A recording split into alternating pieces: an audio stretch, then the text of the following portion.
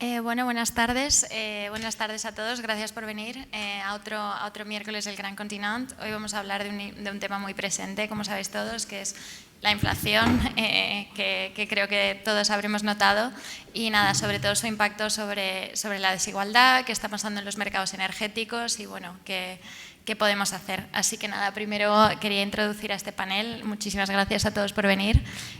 Hoy tenemos con nosotros a Federico Steinberg, que creo que viene desde Washington, por eso lo tenemos en pantalla, que es investigador principal del Real Instituto Elcano y también profesor de la Autónoma en análisis económico.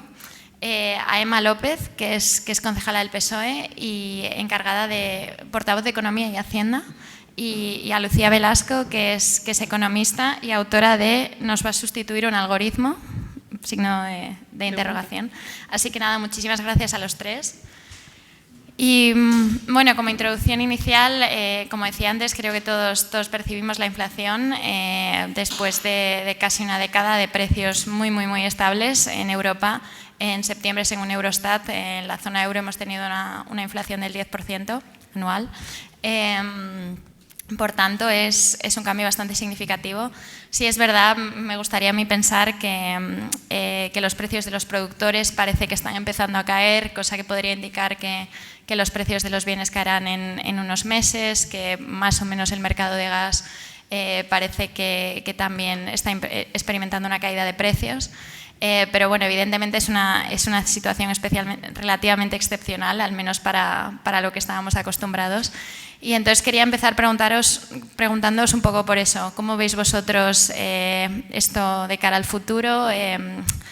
¿Hasta qué punto es algo que se gestionó mal, con la impresión de que iba a ser algo transitorio, y si estáis de acuerdo con la dirección que está tomando ahora el Banco Central Europeo? Si quieres, empezamos por ti, Federico, ya que estás en pantalla. Muchas gracias, espero que se me escuche bien y os saludo desde Washington.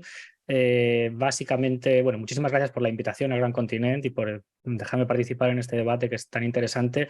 Y acabo de estar en las asambleas del Fondo Monetario del Banco Mundial, donde el tema básicamente ha sido este. Así que realmente quería hacer 3 puntos intentando contestar a tus preguntas.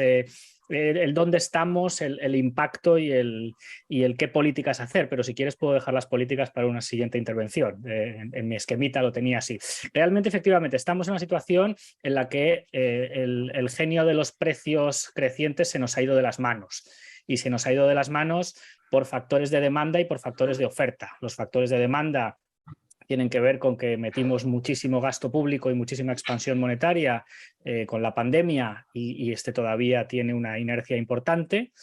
Aunque ya se está corrigiendo con las políticas más restrictivas, sobre todo monetarias, y en el lado de la oferta pues se nos ha juntado fuerzas inflacionarias en el lado de las cadenas de suministro que se han reconfigurado subiendo precios, en el aumento espectacular del coste de la energía por la invasión rusa de Ucrania, pero también por elementos anteriores.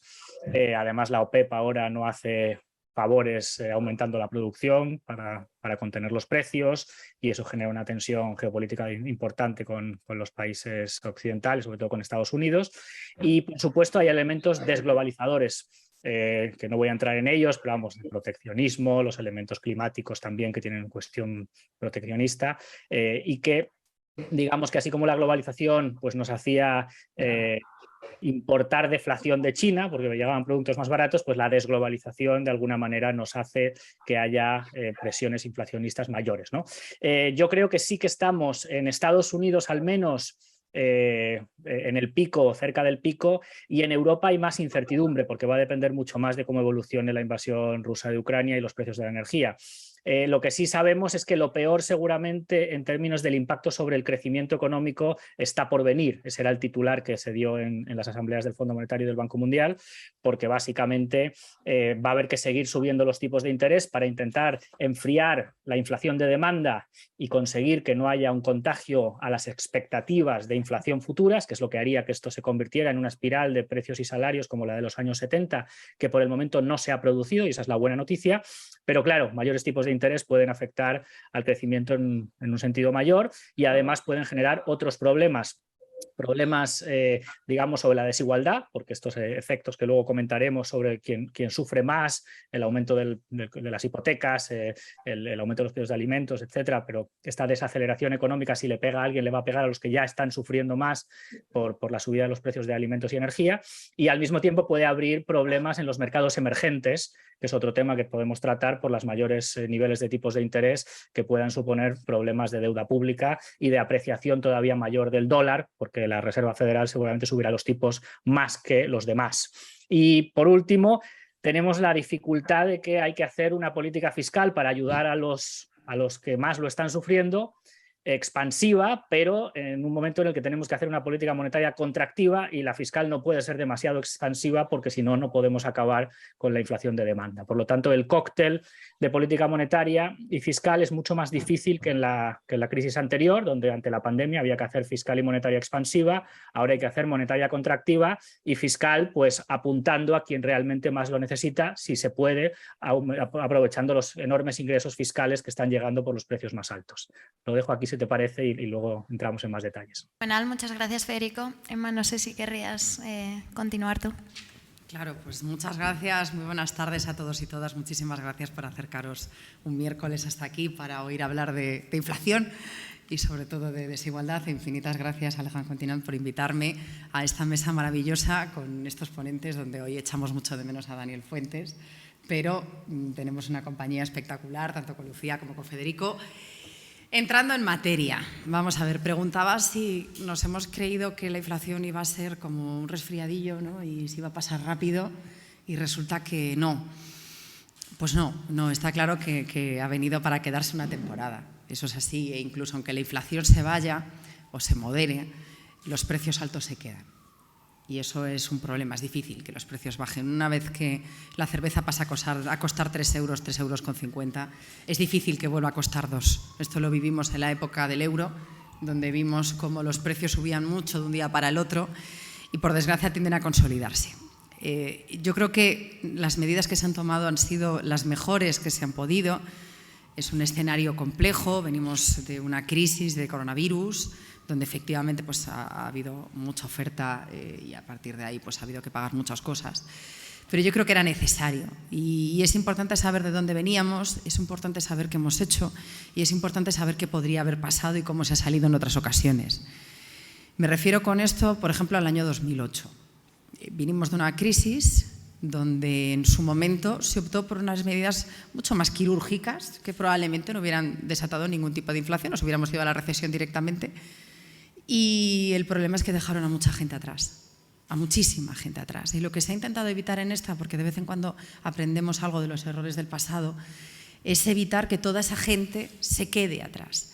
Y a partir de ahí yo creo que son las medidas que se han tomado. Algún día, debatiendo con economistas más puros, porque yo, sabéis que estudio Derecho Económico, que estudiamos mucha economía, pero no llegamos a ser economistas y uno no debe ser lo que no es.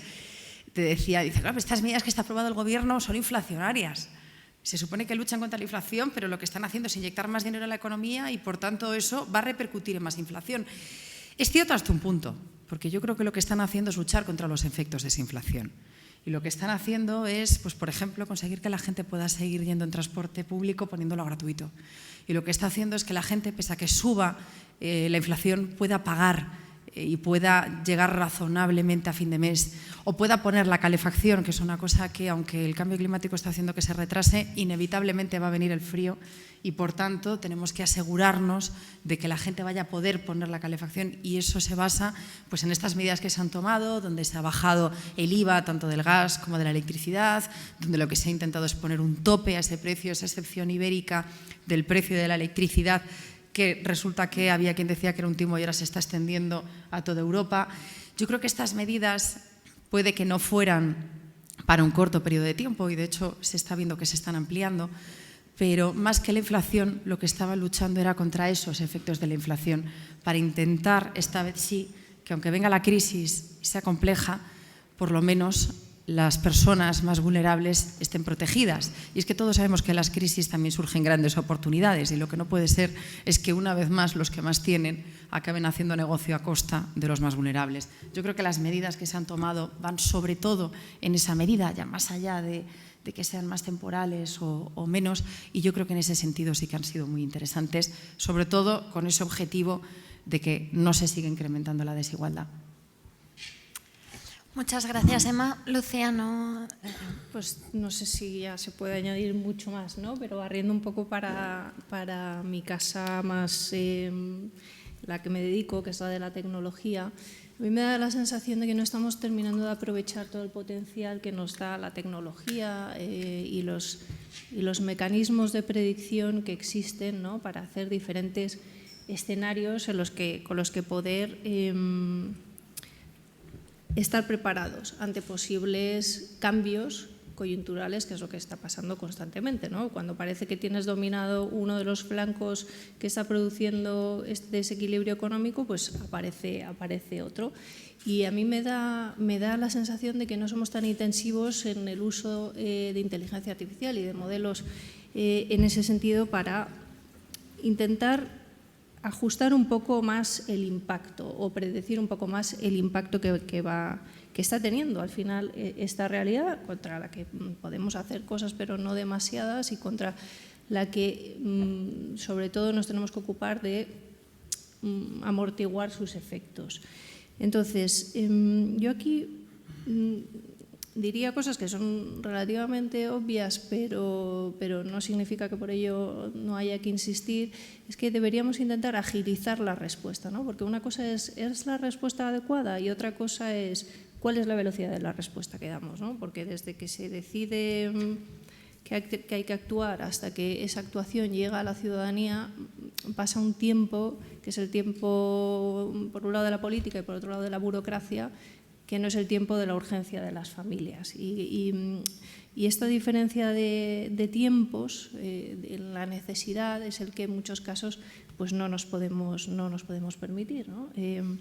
Las respuestas que se dan ante estas situaciones al final son una combinación de posibilidades, ¿no? Que mezclan pues desde las subvenciones, un poco lo que se ha hecho en España, y España ha sido uno de los países más rápidos a la hora de reaccionar, ¿no? Y es una combinación pues, de subvenciones, se ha visto con la gasolina, de transferencias directas, con esas ayudas directas de 200 euros, también con el bono social de electricidad, otra parte de alivio fiscal, con la parte del IVA de la luz, ¿no? Y evidentemente no todas van a ser correctas, ni todas van a dar donde se quiere dar, ¿no? Que es en el ámbito de las personas quizá que más necesiten que se ayuda para soportar esta inflación o este cambio en los costes de la vida, ¿no? Que al final es de lo que hablamos.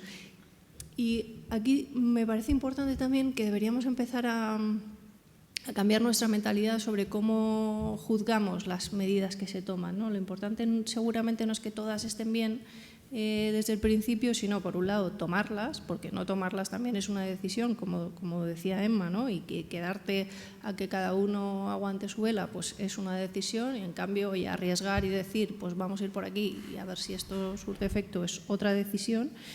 Y estar también preparados para reaccionar.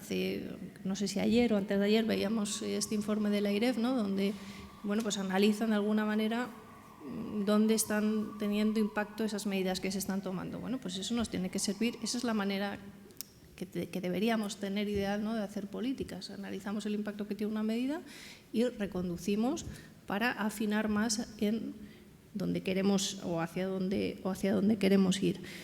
Y sobre todo prepararnos ya para la anticipación, porque ya sabemos que de una manera o de otra esta situación se va a complicar. No sabemos cuánto, ni sabemos cuándo exactamente, pero no hace falta tener una bola de cristal para saber que se va a poner peor, ¿no? ¿Y en qué se va a poner peor? Pues en todos los elementos que conforman el coste de la vida de las personas, en las hipotecas, seguramente en el endeudamiento que ya hay, en la imposibilidad de acceder a nuevo crédito, que el Banco de España pues hace poco también publicaba un poco el análisis de lo que está pasando con el crédito y el acceso al crédito y cómo las familias van a poder endeudarse o no y las razones por las que no.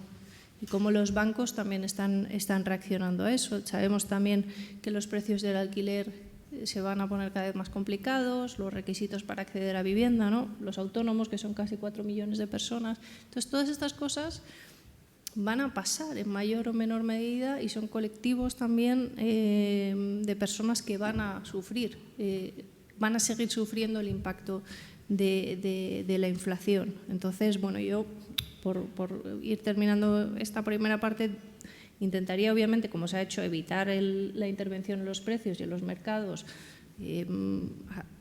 ayudando a aquellos que padecen el impacto, pero también estar abiertos un poco a lo que haga falta, ¿no? Muchísimas gracias, Lucía.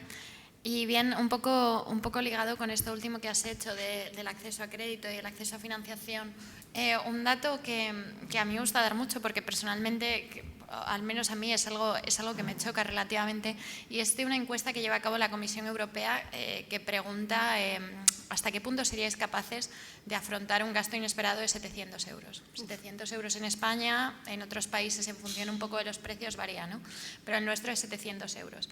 Y algo así como un tercio de la población decía que no en 2019, subió un poquito en 2020, pero sorprendentemente poco. Es verdad que se pusieron rápidamente entre los ERTEs y un montón de otras medidas que se llevaron a cabo, pues una red de seguridad bastante buena, ¿no?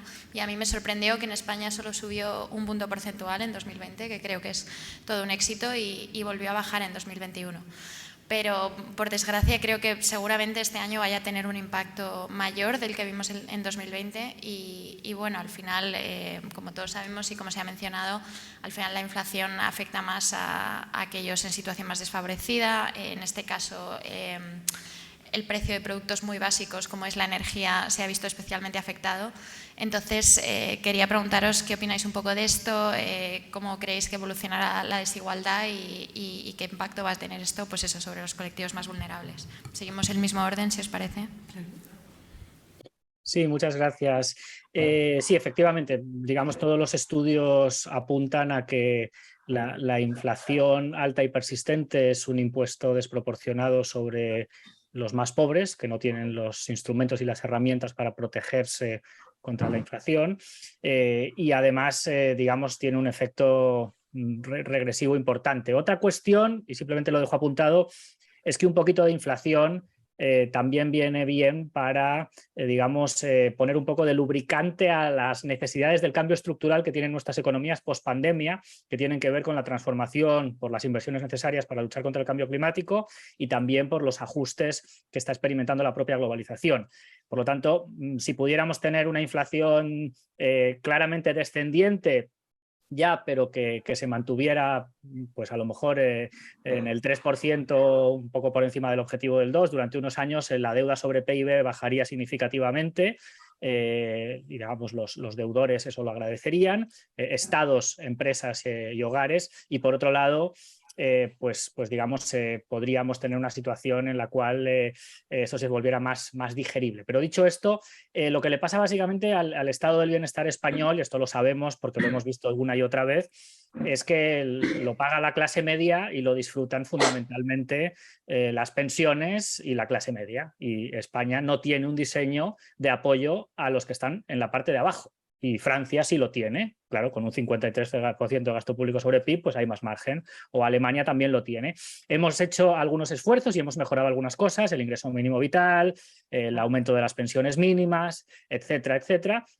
Pero claramente aquí lo que tenemos que hacer es aprovechar los mayores ingresos públicos, primero para hacer una ayuda básicamente ajustada a quien más lo necesita, yo creo que no generalizada, en la medida de lo posible, porque si no estaríamos siendo muy injustos, y digamos, pues ahí podemos tener reflexiones sobre si los 25 céntimos de la gasolina tienen mucho sentido desde el punto de vista económico. Y segundo, como lo que viene detrás es el problema del cambio climático, realmente hay que intentar que no estemos generando incentivos perversos, de modo que estemos subvencionando los combustibles fósiles y ese dinero acabe, por un lado, en retrasar la lucha contra el cambio climático y por otro en los bolsillos de Putin o de los exportadores de hidrocarburos. Así que eso también es complicado de hacer.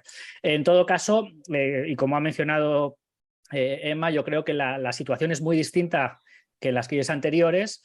Hay un estado, digamos, de ideas dominantes muy distinto, de que hay que hacer cosas extraordinarias, especialmente además por la situación de la guerra en Europa. y yo creo que básicamente eso puede llevar a que veamos cosas que hace unos años eran impensables, que es lo que se hace en momentos de guerra, que son controles de precios en un entorno de algo que se parezca un poco más a una economía de guerra, aunque en España nos pilla más lejos y en Estados Unidos ya ni os cuento. Básicamente esto es algo que vamos a ir viendo y que es razonable que ocurra de forma transitoria. Muchas gracias, Federico. Emma. Sí, bueno, es que es interesantísimo al final todo esto. Es verdad que en la inflación siempre hablamos de dos cosas, hablamos de los precios y hablamos de los sueldos. Y a veces nos olvidamos de una tercera pata que anda por ahí, que son los beneficios.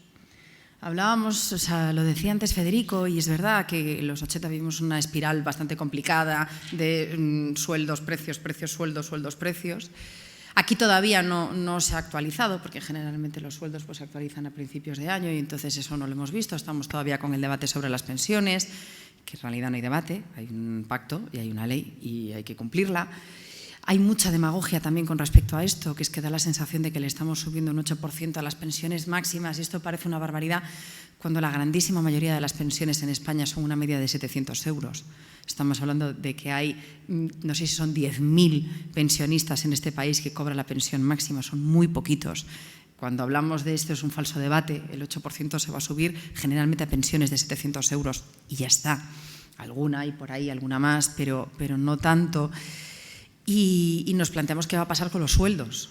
A los funcionarios se les ha dicho que va a ser un 8%, pero de aquí a 3 años, es decir, te lo vamos racionando poquito a poco, a saber cómo estaremos dentro de 3 años.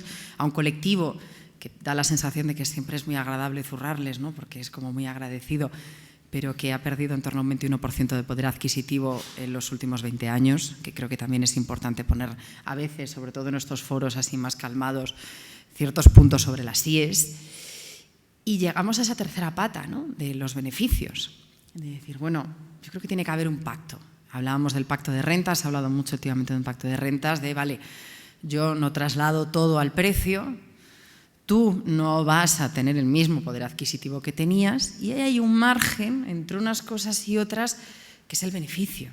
No puede ser que de repente nos despertemos hoy como nos hemos despertado con los beneficios que van a tener determinadas empresas, y luego cuando decimos, oye, pues a lo mejor hay que poner un impuesto específico a los beneficios extraordinarios, y que se echa las manos a la cabeza. Hombre, vamos a ver, estamos en una guerra. Yo creo que a veces también hay que ser conscientes de que las cosas pues pintan bastos, y venimos de una pandemia y tenemos una guerra a las puertas, y es mala suerte, pues sí, pero es lo que nos ha tocado lidiar. No puede ser que haya quien haga negocio con esto a costa de que haya mucha gente que no vaya a poder poner la calefacción este año. Y yo creo que hay ciertas cosas que son así. Cuando aprobamos medidas que les protegen, esas medidas tienen un coste y hay que preguntarse quién las paga. Y a mí me parece justísimo que quien contribuya a eso es quien más tiene, y especialmente esas empresas que actualmente se están multiplicando los beneficios muchísimo a costa de una subida de precios que vienen de una desgracia. Yo entiendo mucho y creo mucho en el beneficio de las empresas, y creo mucho en que la gente debe cobrar bien porque hace bien y porque se esfuerzan y porque se arriesgan. Pero, hombre, ya lo de sacar mucho beneficio porque resulta que es que Putin te está haciendo una guerra de precios, me parece que ahí hay que poner un tope. Entonces, creo que tiene que haber un poco de todo. Ahora veremos qué pasa con las negociaciones colectivas. Creo que los sindicatos que tuvieron una época un poco más de bajada vuelven a tener un papel muy importante porque vemos la importancia de la negociación colectiva. Creo que vamos a vivir un momento complicado porque al final el Banco Central Europeo se ve obligado a subir los tipos, entre otras cosas, por lo que está haciendo la FED.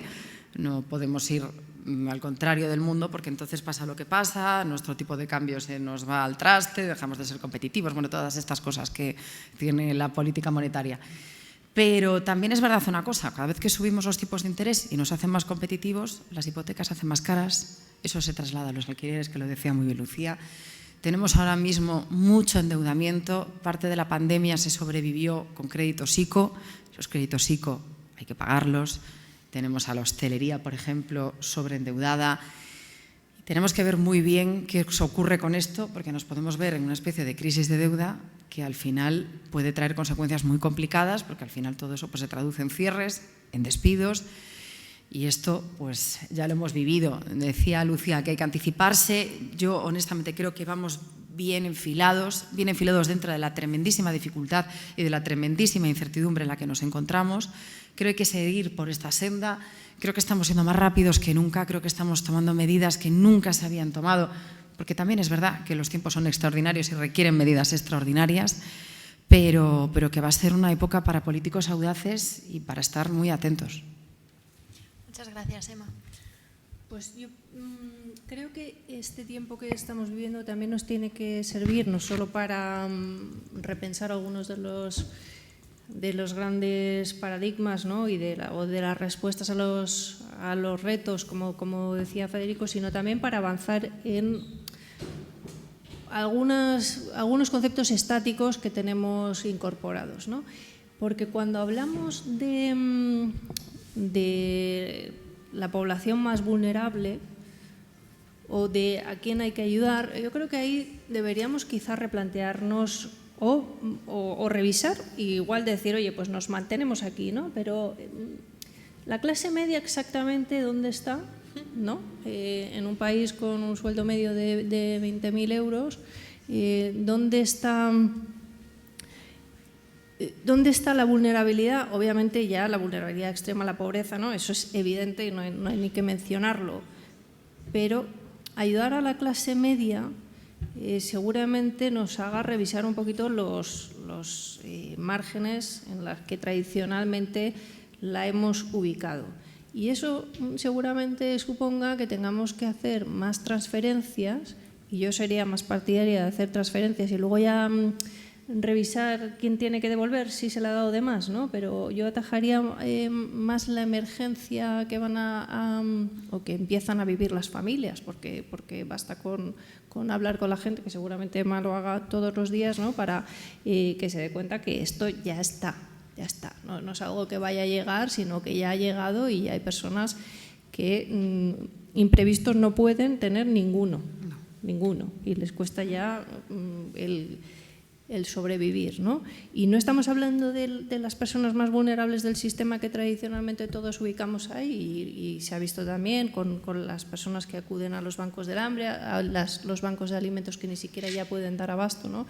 Y que tampoco están recibiendo las donaciones que tenían antes, porque incluso los que daban ya no pueden dar, ¿no? Entonces, que esto es una crisis, yo creo que es coyuntural, pero que nos hace repensar un poco la situación del sistema en sí y de cómo de preparado está ante shocks externos no esperados, cómo va a reaccionar y cómo puede reaccionar rápidamente un Estado o una administración para ayudar a su ciudadanía, y cómo se pueden, bueno, pues eso, desde automatizar los mecanismos de concesión de ayudas hasta acercar estas ayudas a la población, porque la mayoría de la gente que no está todo el día en Twitter y que no está todo el día viendo la tele, pues la mitad de las cosas no se enteran ni sabe dónde hay que ir, y los servicios sociales, que son la puerta de entrada para que las personas soliciten las ayudas, pues normalmente están desbordados. Ahora ya hay que pedir cita previa para ir a una administración pública, y la cita previa depende de Internet, y de Internet las competencias digitales, ¿no? O sea que no es...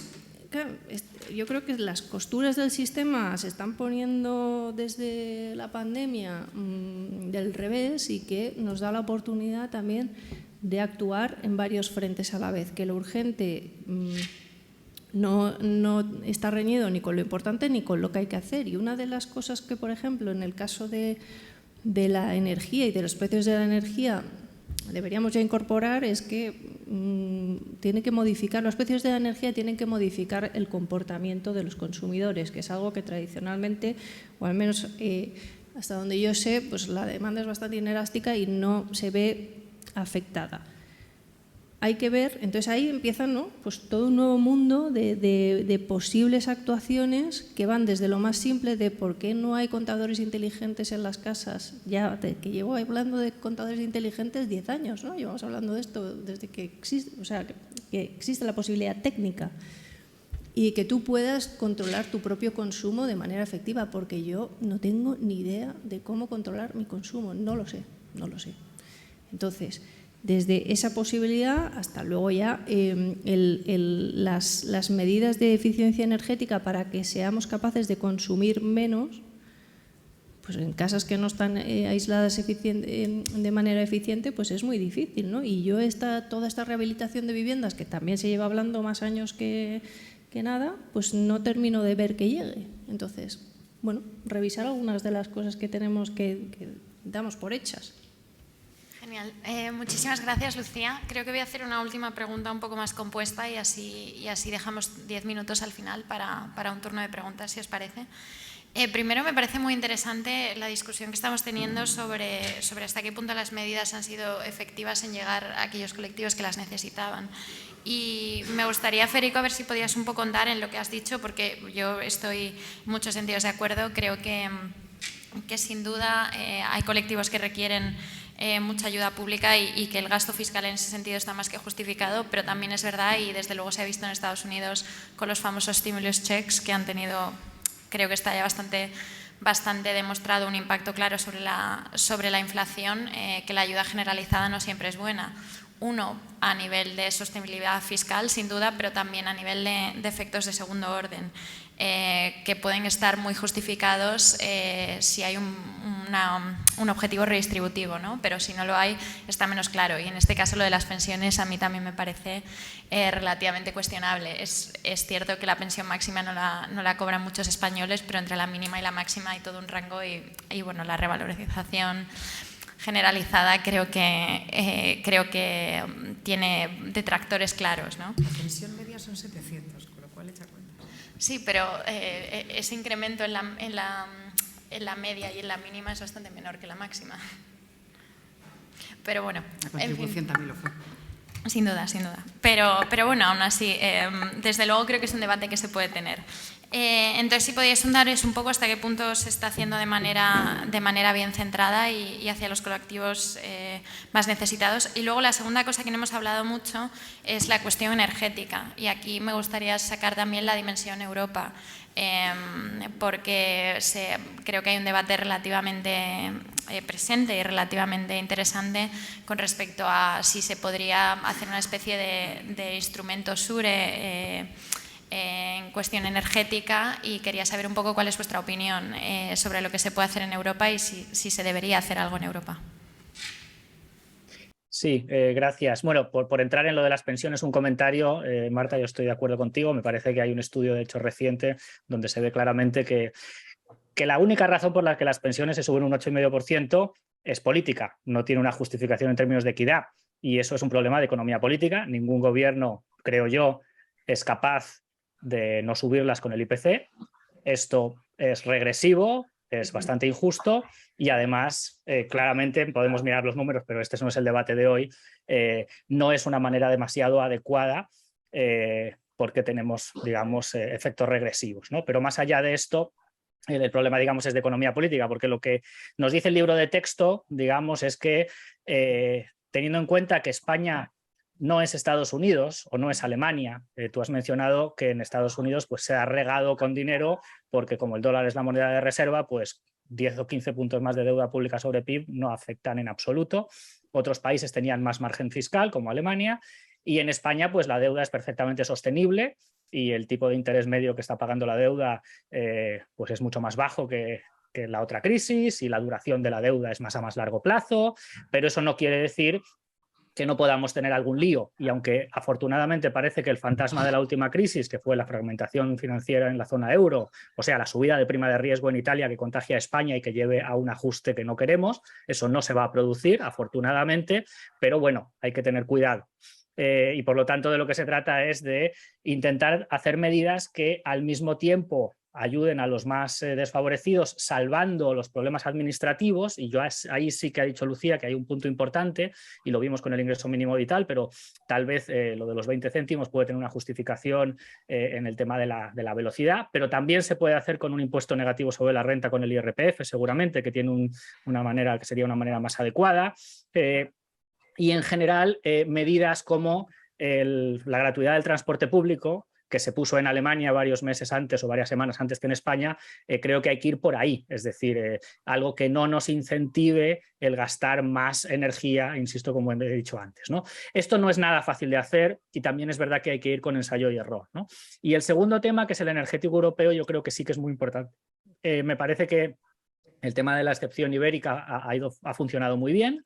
Y otra cuestión es hasta dónde podemos aprovechar esta crisis de la invasión rusa de Ucrania para crear una Unión Europea de la Energía, como aprovechamos la del coronavirus para crear los fundamentos de un fondo, digamos, fiscal, de los fondos Next Generation, que es el embrión de un federalismo fiscal más pleno, con un presupuesto central más potente. Todavía no lo tenemos porque no es permanente, pero podría ser.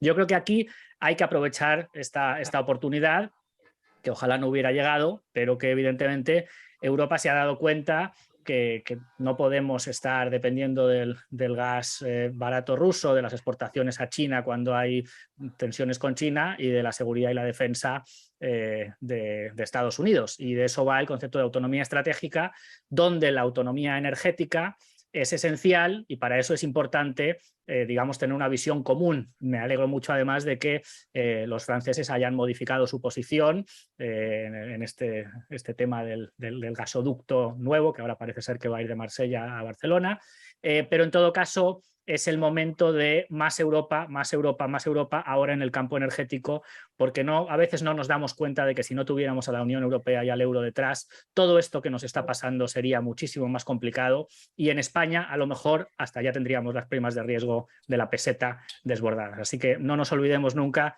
de que Europa es un seguro, y más Europa en momentos de crisis es cuando se avanza, y si no se avanza en momentos de crisis, cuando hace sol, nadie quiere arreglar el tejado. Muchísimas gracias, Federico. Lucía, ¿qué opinas tú? Uy, perdón.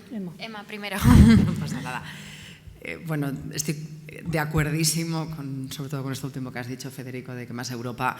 Yo creo que también hay que poner en valor las cosas, que a veces pasamos por alto, ¿no? Y no somos conscientes de cómo estaríamos, pues eso, con una peseta fluctuando, con una política monetaria propia, solos en una isla, y a veces lo único que hay que hacer es mirar lo que está pasando en Reino Unido, que han decidido ser una isla no solamente en términos geográficos, y las consecuencias las está sufriendo bastante más. Decía Lucía algo muy interesante, que es hasta qué punto conseguimos que las ayudas lleguen. Esto os lo cuento desde el punto de vista más de administración pública y la complejidad que eso tiene, porque al final son grandes máquinas burocráticas y eso siempre es complejo, pero yo creo que estamos trabajando en ello y creo que ha habido grandes cambios. Pongo un ejemplo de una ciudad donde gobierna el Partido Socialista, que es Valencia, y donde han hecho algo revolucionario que no se había hecho nunca. Y es que las ayudas, en vez de darse por procedimiento de subvención, que se dejen para la ley de subvenciones y siempre es mucho más complejo, se daban con una declaración responsable. Entonces decían, vamos a ver, ayudas al taxi. Si el taxi no ha podido funcionar porque había un estado de alarma, lógicamente habrá disminuido sus ingresos y, por tanto, entendemos que tiene derecho a recibir la ayuda.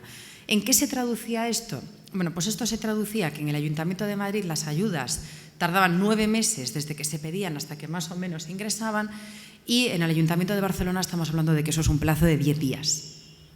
Es decir, que la administración pública tiene mecanismos para ser ágil, lo que tiene es que cambiar la mentalidad y adaptarse. No todas las administraciones se han adaptado igual, pero la posibilidad existe, y prueba de que existe es que hay ayuntamientos donde se han hecho y hay otros ayuntamientos en los que no. Creo que la tendencia debería ser más a eso. Es verdad que son administraciones públicas generalmente muy envejecidas, que tienen dificultades luego en los controles, pero también es verdad que la tecnología puede ayudarnos y hay determinadas cosas que se pueden hacer ahora de una manera mucho más automática que lo que antes cogía, tenía la manivela y andar con el lápiz punteando listados, que a mí en otras vidas me ha tocado hacerlo. ¿Qué creo que es algo que puede ayudarnos a transformar y que es una oportunidad y que está ahora mismo encima de la mesa y que tiene mucho que ver con lo que decía Federico? Los fondos europeos, los Next Generation. Son 140.000 millones que no están pensados para ingresar directamente dinero a la economía, sino para de verdad realizar una transformación del país. Y una de las grandísimas transformaciones a las que yo creo que nos deberíamos enfrentar es a la de la propia administración pública, que a lo mejor es menos sexy, a lo mejor atrae menos a la hora de decir, oiga, pues mire, vamos a modernizar de arriba abajo todo el sistema y, por ejemplo, a exportar lo que tiene la agencia tributaria, que no todo es malo. Nuestra agencia tributaria es un faro, es algo en lo que se miran casi todos los países del mundo y hay pocos países que tengan una agencia tributaria tan sumamente avanzada y tan digitalizada. Bueno, pues a lo mejor lo que hay que hacer es intentar extender eso a todos los ayuntamientos, que no dejan de ser la ventanilla más cercana al ciudadano, a las comunidades autónomas e incluso al resto de ministerios. Por ejemplo, se me ocurre Justicia, donde estamos a años luz de lo que es la agencia tributaria y son unos retrasos que al final nos influyen a todos. En cuanto a políticas de prueba y error, hablaba Federico y luego lo comentaba también Lucía, el ingreso mínimo vital. El ingreso mínimo vital es una política pública de las que se tardan años y años y años en poner en marcha. Llegó una pandemia y decidieron hacer en 2 meses o en 3 lo que se tendría que haber hecho idealmente en 4, en 5, en 6 años. Todavía estamos desarrollando la dependencia, que es algo en términos burocráticos bastante similar, ¿no? Y en 2 meses pusimos en marcha aquello. Yo, si hay que hacer algo de autocrítica, que creo que de vez en cuando viene bien, creo que nos faltó esa sinceridad, ¿no? El sentarnos delante de los ciudadanos y decirle, oiga, mire, estamos haciendo algo extraordinario y de emergencia, funcionará como funcione, ya lo iremos puliendo poco a poco, pero creo que es mejor sacar esto ahora y proteger todo lo que podamos y ya lo iremos puliendo. Creo que a lo mejor faltó ese punto de sinceridad y se hubiera entendido mejor. Es un sistema que se está puliendo. Aún esta semana ha estado en Carabanchel un autobús del Ministerio de Inclusión contando esta política, porque es verdad que a veces aprobamos políticas públicas que no llegan porque no se conocen. Bueno, pues hay que sacar la administración y llevarla a esos barrios donde realmente haga falta. Creo que la idea de llevar un autobús que vaya directamente a la puerta es muy buena idea. Creo que debería haber muchos más autobuses. Pero que sea eléctrico, ¿no? Yo ahí ya no me meto. Creo que debe haber muchos más, autobuses, oficinas portátiles, furgonetas. Creo que tenemos que dejar el despacho y acercarnos mucho más. Y dentro de todo eso, por ejemplo, ¿para qué creo que debe haber otro autobús, otra furgoneta, otra caseta para las ayudas a la rehabilitación? Los fondos europeos están financiando casi el 80% del coste de rehabilitaciones. El 80%, es muchísimo dinero. Es más, yo que siempre pido un poquito más, en el Ayuntamiento de Madrid les estamos ahí rascando porque creemos que con 7.000 millones se lo pueden permitir para que complementen ese 20% que falta. O sea, que directamente toda esa rehabilitación energética, el que te cambie las ventanas, el que te pongan un ascensor que permita que gente que tiene 80 años no se vea atrapada en sus casas, pero que sobre todo sepan que lo pueden pedir. Y para eso hace falta romper con la comodidad de estar encerrados en nuestro despacho y acercarlo, porque no sirve de nada hacer políticas públicas si luego no se pueden pedir. Y ya con esto cierro. Muchísimas gracias, Emma. Ahora sí, Lucía, disculpa. No, nada, yo es que soy muy partidaria de esto que está diciendo Emma, de salir de los despachos, porque me parece que esa es la mayor barrera que hay, ¿no? El desconocimiento que tiene en general la gente que está en los despachos de lo que pasa en la calle. Y me parece importante también señalar un poco desde la experiencia, ¿no?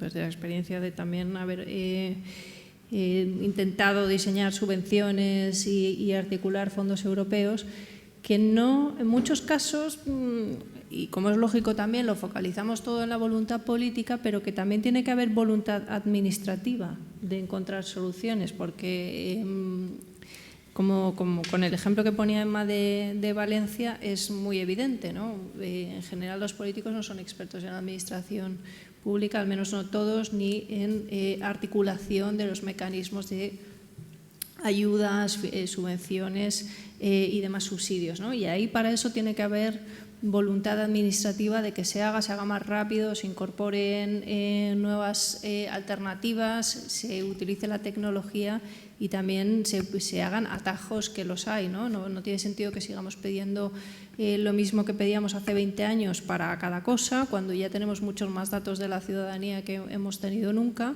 y tampoco deberíamos seguir teniendo esta mentalidad de presunto estafador del ciudadano, ¿no? Que se quiere aprovechar de la ayuda pública y que quiere vivir de la paga, como tanto dicen aquellos, ¿no? Que quieren un poco destrozar las instituciones. Lo que tenemos que partir de la base es que un ciudadano no pide una ayuda si no la necesita.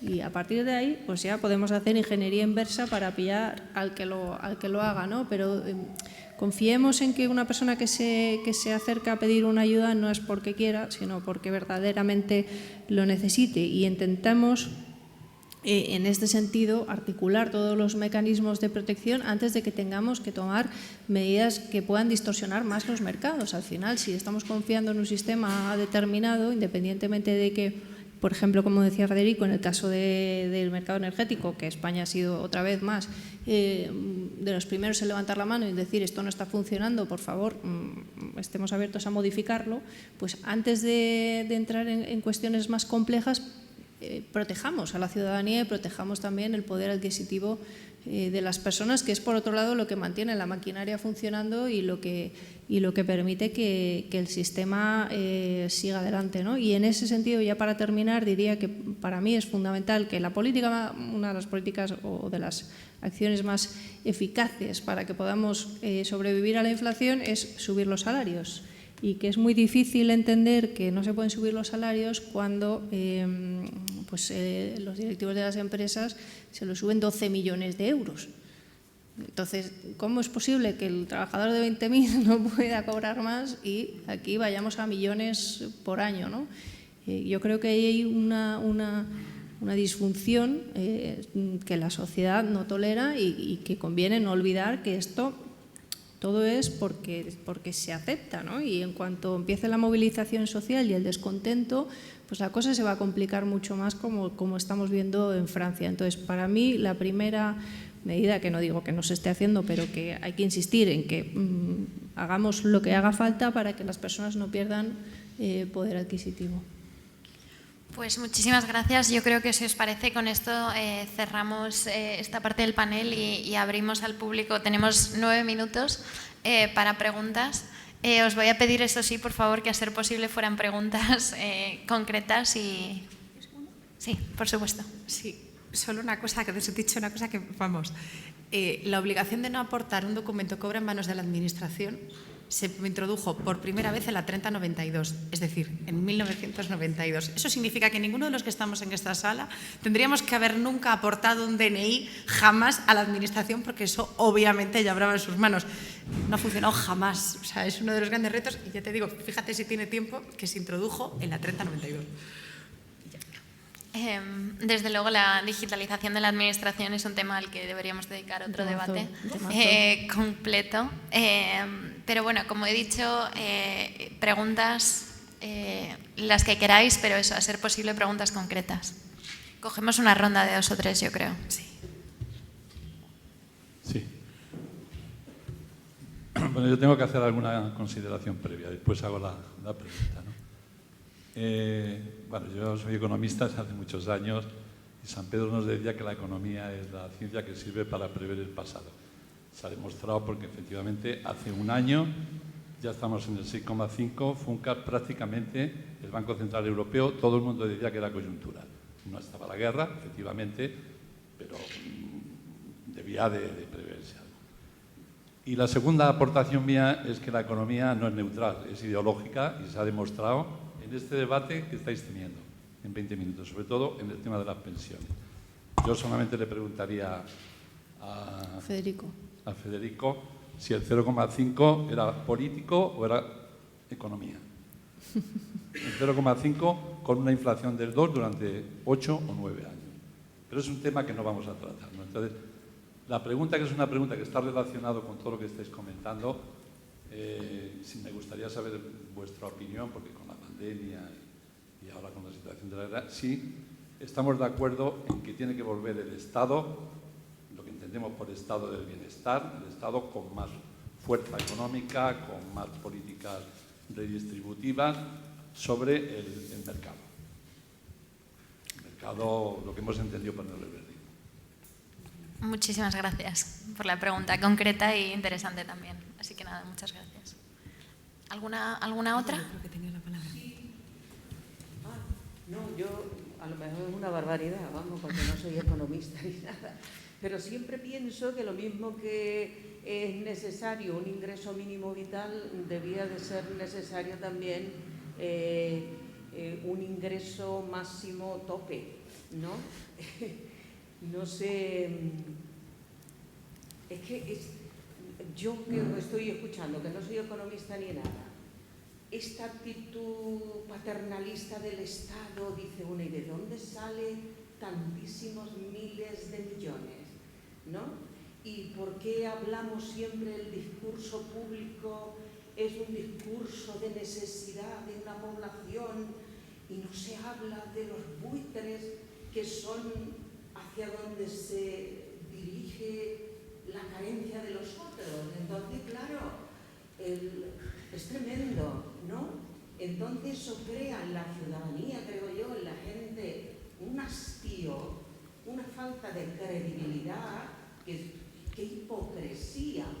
Y la otra cosa es el discurso público siempre, un discurso siempre el mismo, voceros repitiendo lo mismo, falta pensamiento crítico y meterse y mojarse.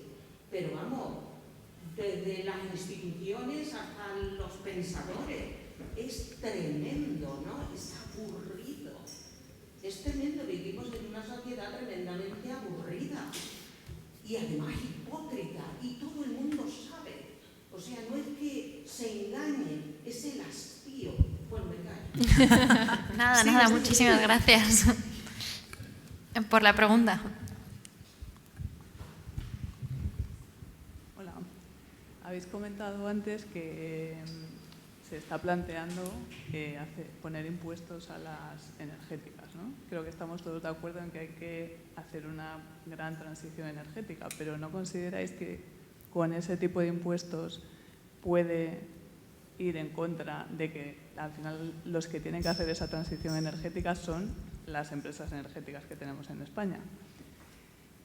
¿Ese impuesto creéis que va a mejorar o que va a hacer que las empresas no inviertan todo lo que deberían en hacer esa transición? Porque hay que hacer la transición digital, la transición de qué energías vas a utilizar. Y, por cierto, bueno, Lucía ha mencionado lo de los autobuses eléctricos. Si analizas desde todo el ciclo de vida de un vehículo eléctrico, tampoco es tan poco contaminante como los combustibles que estamos utilizando o otro tipo de combustibles renovables que las empresas energéticas están desarrollando. O sea, si no invertimos en investigación, no vamos a conseguir salir de la situación en la que estamos ahora. Gracias. Muchísimas gracias. ¿Alguna otra o contestamos esta ronda? Bueno, muchas gracias. Es una pregunta no técnica, sino más bien relacionada con una habilidad que yo creo que tenéis las tres y Federico, y es que sois buenos divulgadores y buenos comunicadores. ¿Cómo podemos mejorar la educación financiera, la educación en ámbitos económicos, la comunicación, no solo educación, también comunicación de medidas de política económica? El tema de fondo que tenemos hoy son las desigualdades. Sabemos todos que la gente de las capas más bajas son los que más carecen esta formación y después, al final, los que más la necesitan. Ha salido el ejemplo del ingreso mínimo vital. Bueno, hay muchos ejemplos. ¿Qué canales, foros, procesos, herramientas creéis que pueden ayudar a mejorar la educación y la comunicación en el ámbito económico? Especialmente clases medias y clases más bajas. Gracias. Muchísimas gracias. Esta pregunta me encanta porque además lo que hablaba antes de la vulnerabilidad financiera y poder afrontar un gasto gordo está bastante demostrado que la educación financiera hace una diferencia enorme y encima muy poco costosa. O sea, pero bueno, me callo yo. A los panelistas, Federico, seguimos el orden, si te parece. Bueno, yo ha habido alguna que no la he entendido muy bien. Voy a las que he entendido más. La del Estado, si vuelve el Estado y que somos poco originales los que nos dedicamos a intentar dar soluciones.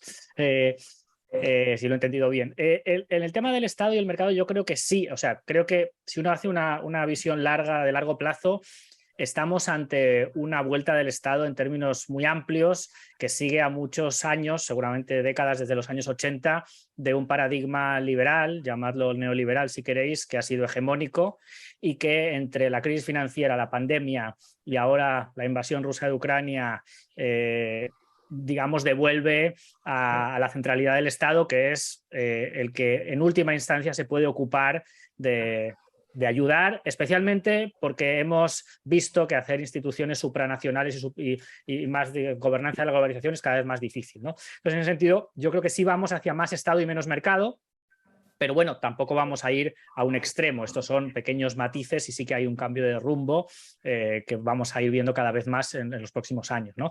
Y sobre el tema de decir cosas distintas, yo creo que está bien el pensar cosas radicalmente nuevas y probarlas, y creo que ahora se están haciendo cosas muy valientes. Pero digamos que hay alguna serie de leyes económicas que hay que tener en cuenta y, por ejemplo, el gobierno de Liz Truss en Reino Unido pues, ha creído que volaba por encima de las leyes económicas más básicas y que se podía hacer populismo de izquierdas y de derechas al mismo tiempo y que los mercados financieros se quedaran tan tranquilos. Y se dedicó a subvencionar la energía de una manera brutal y al mismo tiempo a bajar los impuestos de una manera brutal a los más ricos. Y entonces la gente de los mercados internacionales decidieron sacar su dinero corriendo de Reino Unido, se hundió la libra. Eso obligó a dimitir al ministro de Economía y a la primera ministra, que eso no pasa ni en Argentina últimamente. Así que algunas de las normas y leyes económicas hay que seguir teniéndolas en cuenta cuando uno quiere ser radicalmente innovador. Gracias. Pues yo también creo que es un momento de más Estado.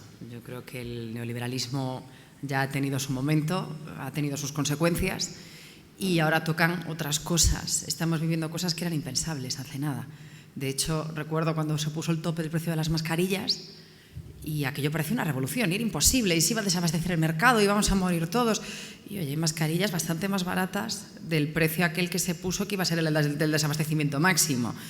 Y vemos a, pues yo qué sé, Francia, que tampoco es que tenga ahora mismo un gobierno aparentemente excesivamente comunista y está tomando medidas incluso más radicales que las que estamos viviendo en España. ¿Por qué? Porque la tónica es esa, y de repente viene Reino Unido y pretende imponer pues, medidas de las de siempre, de bajarle los impuestos a los ricos y laissez-faire, laissez-passer, y lo que sucede es que la señora primera ministra dura 44 días, que es que impresiona, ¿eh?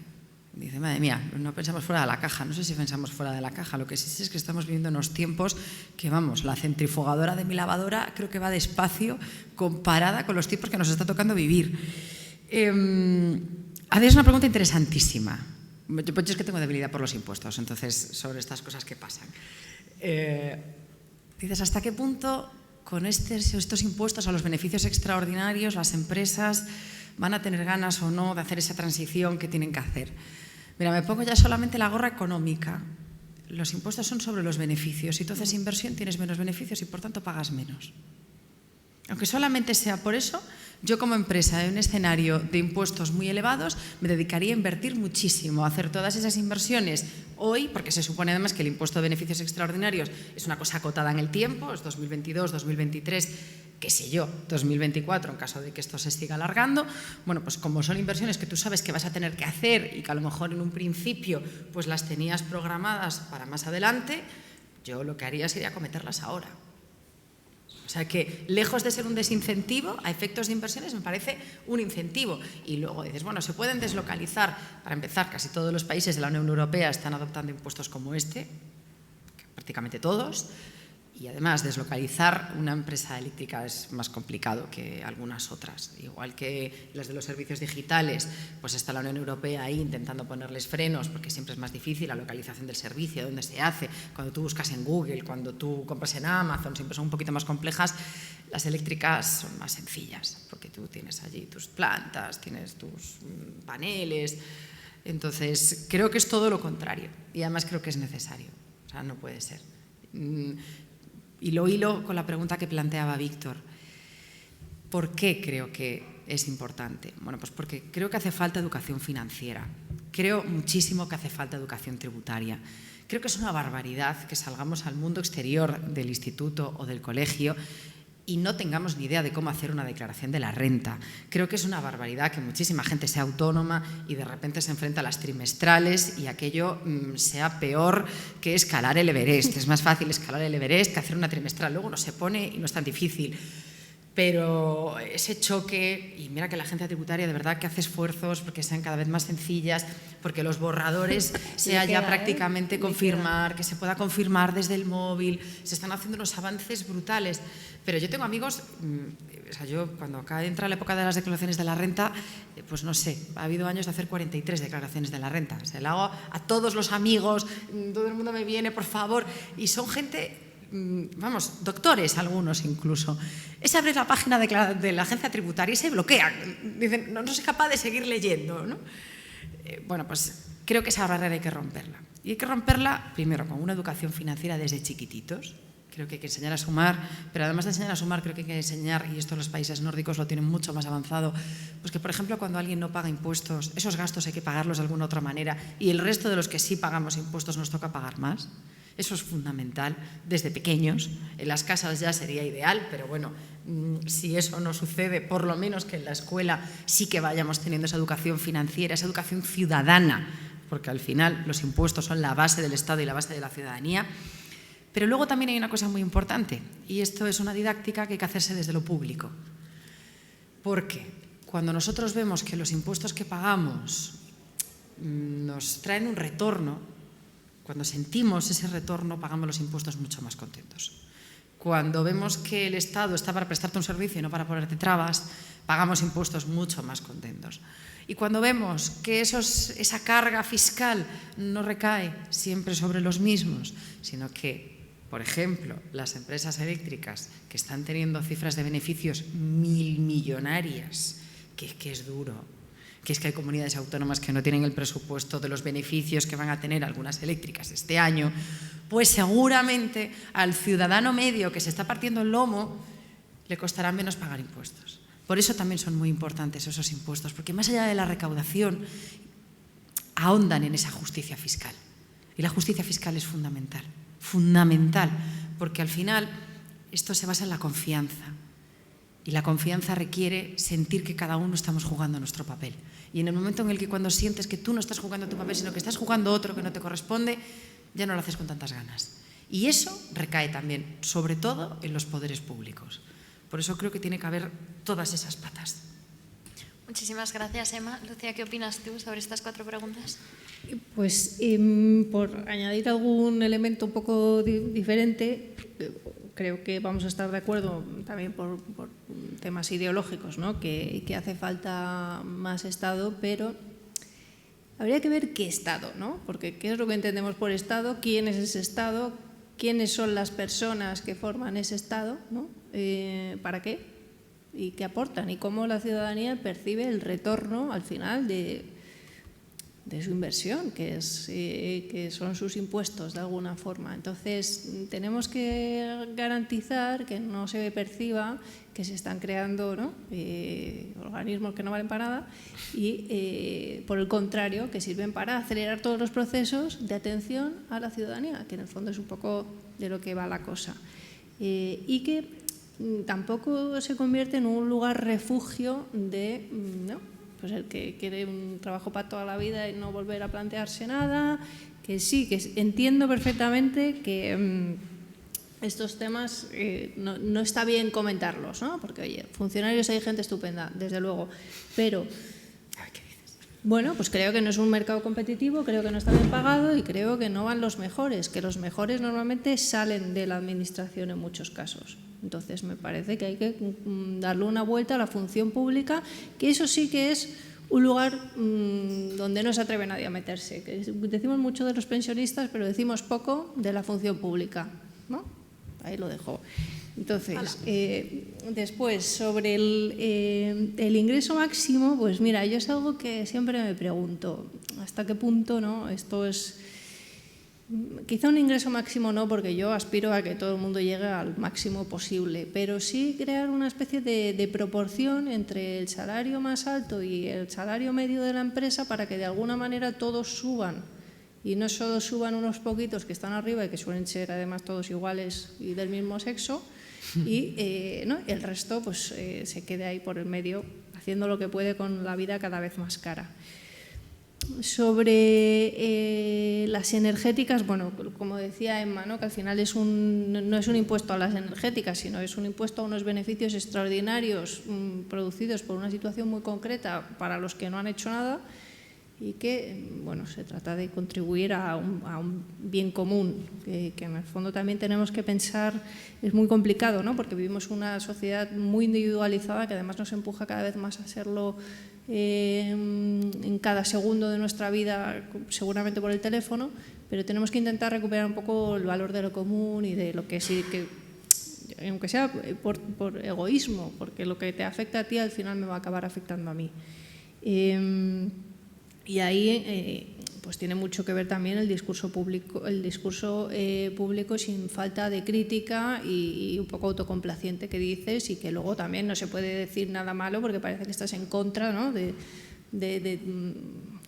de algo, y el tener el pensamiento crítico e intentar mejorar, yo creo que es una virtud que se debería promover para evitar comportamientos sectarios y autocomplacientes que son bastante habituales.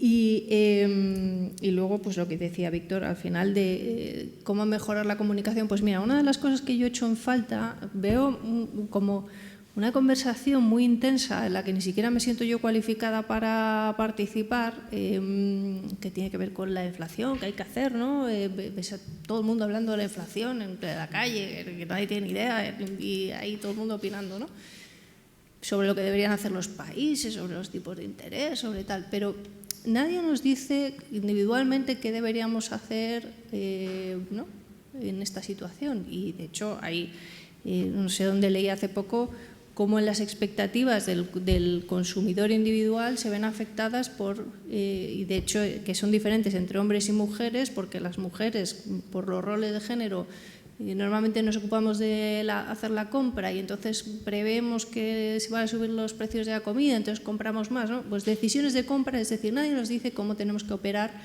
en estos momentos. Nadie nos dice, oye, pues vamos a intentar parar un poco el consumo para que se frene, vamos a intentar, no lo sé, ese tipo de darnos también un poco de poder individual para contribuir a aliviar, mejorar, paliar, yo qué sé, llámalo como quieras, una situación que estamos viviendo todos y no tenemos que esperar siempre a que nos solucionen las cosas. Y ahí, bueno, pues lo de la educación financiera es clave, pero yo es que ya llego a la conclusión de que a veces el sistema funciona porque nadie entiende nada, ¿no? O sea, porque no entiendes la factura de la luz, no entiendes las leyes, no entiendes la renta, no entiendes si te puedes pedir una subvención o no, no entiendes nada. Y bueno, pues ahí entonces entonces pues te inhibes y dices, pues ya, no sé, ya veremos qué pasa. Y a mí me gustaría que se hablara mucho más claro, de una manera más accesible, y porque seguro que entre unos y otros somos capaces de entenderlo. Si hemos conseguido simplificar los prospectos de los medicamentos, malo será que no consigamos el resto. Con esta idea final, yo creo que nos quedamos. Millones de gracias, Federico, sobre todo desde Washington. Muchísimas gracias, Emma. Muchísimas gracias, Lucía. Gracias, Lucía. Ha sido un placer. Y nada, muchísimas gracias a todos por venir. El miércoles que viene volveremos a tener miércoles aquí en el Círculo de Bellas Artes también a las 7 sobre el Mundial de Qatar, sobre si deberíamos o no participar en el Mundial de Qatar. Así que nada, un tema un poco distinto, pero bueno, muchísimas gracias a todos. Gracias.